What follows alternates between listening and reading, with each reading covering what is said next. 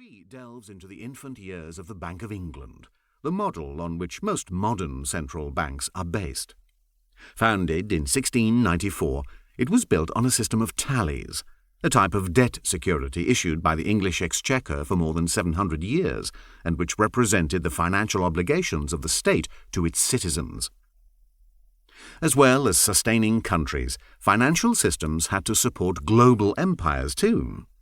In Chapter 4, we see how the Kingdom of Naples developed its own approach by establishing banking charities. They were built to help the poor and support the kingdom and the Spanish Empire.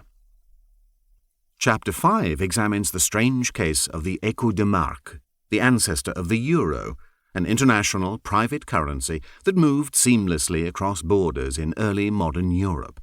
It was a supranational currency of remarkable stability, used to great effect not only by bankers, merchants, and investors, but also by Spanish emperors in pursuit of their national and international interests and ambitions.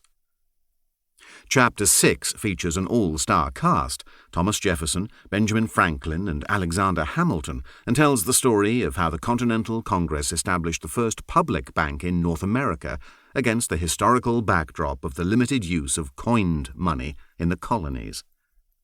And finally, Chapter 7 tells perhaps the most extraordinary story of all, the unlikely development of Bolshevik bank money in the 1920s, a unique combination of capitalist banking practices and Bolshevism.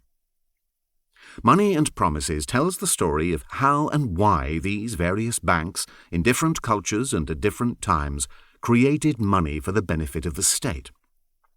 The book offers new and original insights into some of the fundamental features of our modern banking system and their impact on public policies. It describes and analyzes the deals, the actual transactions between banks and states that have shaped the modern world. It explains exactly how, for example, over the years, states have paid for public goods, services for the poor, officials' salaries, metal for armor and weapons, all of the goods and services necessary to the functioning of a nation, with banks' promises to pay. And it reveals how the debts of banks have not only increased the purchasing power of states, but have also granted banks extraordinary powers that persist into the 21st century, influencing every feature of modern economies. The research underlying the book's analysis is based on original sources from archives in Venice, Naples, Philadelphia, Medina del Campo, Pisa, and the vaults of the Bank of England. Many of these sources have never been examined before, and no one volume has brought together this range of research to provide an historical analysis of the emergence of modern states and modern banking for the general reader. My hope is that the book will enable readers to better understand banking, and in particular the nature of bank debt, because so often we get it wrong.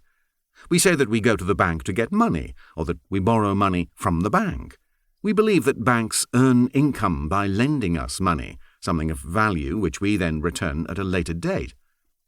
In fact, whether we are paying by check, digital transfer, debit or credit card, the goods and services we purchase are bought with our bank's debts, or bank money.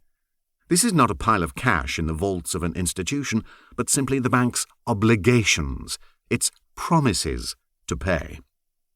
And what is true for us as individuals is true also of nations and states. Today, sovereign currencies everywhere are made up mostly of bank debts, backed by clients' promises and obligations. This is the true nature of modern money, which is debt. I'm not the first and won't be the last to make this simple observation, that modern money is debt, debt backed by debt. But it is an essential point, and one that people sometimes fail to grasp. Understanding this simple point helps to explain a lot. It helps to explain, for example, why banks fail. They fail because bankers are and forever will be debtors. Banks are in the business of debt. They owe to their clients, their fellow bankers, their partners, their competitors. And their clients and competitors owe to them. One might argue that a business that is based entirely on the exchange of debts, that earns its income by exchanging debts and therefore has it as both assets and liabilities, is actually destined to fail.